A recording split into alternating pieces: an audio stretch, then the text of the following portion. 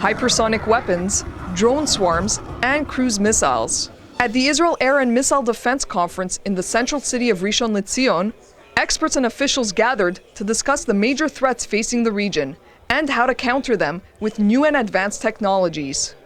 One of the ongoing challenges, the high cost of missile defense systems. Palestinians in the Gaza Strip launched over 1,500 rockets and mortars into Israel in the past year alone. Members of Hamas and the Palestinian Islamic Jihad are now able to fire a growing number of projectiles during each salvo, making it harder and harder for Israel's Iron Dome missile system to keep up. Crucially, each Iron Dome interception, according to foreign sources, costs over $100,000. To attack means you just have to make a missile. To defend, you have to make a missile, a radar, and battle management. To attack, you need maybe 2 operators. To defend, you need a whole group of people to run the defense system. Israel has a multi-layered system to protect it from its enemies. Iron Dome for short-range threats like those coming from the Gaza Strip.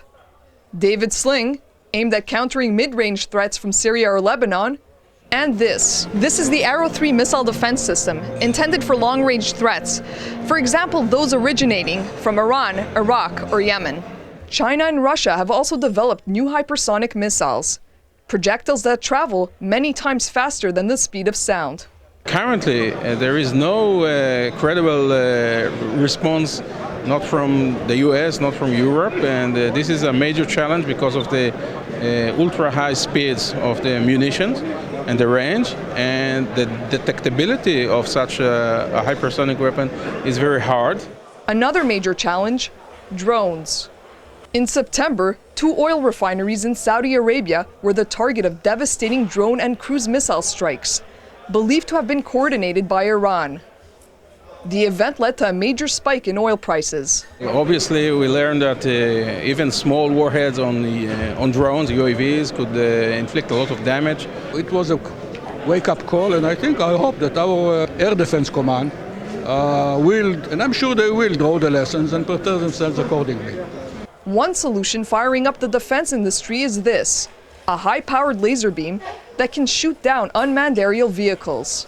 Lasers are now very hot in the industry because the current solutions are not very cost-effective, while lasers can be used multiple times and can be used to attack multiple threats very fast.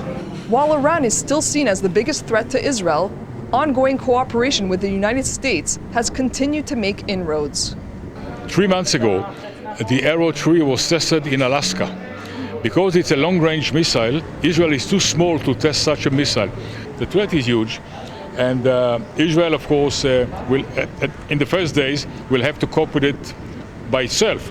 But if it takes more time, weeks or months, the plan is that the Americans will send ships that have anti-ballistic missile systems and ground system to work together with the Israeli ones. As the missile defense race continues to explode at a dizzying pace, experts are hoping they can hang on. From the central Israeli city of Rishon Lezion, Maya Margit reporting for the Media Line.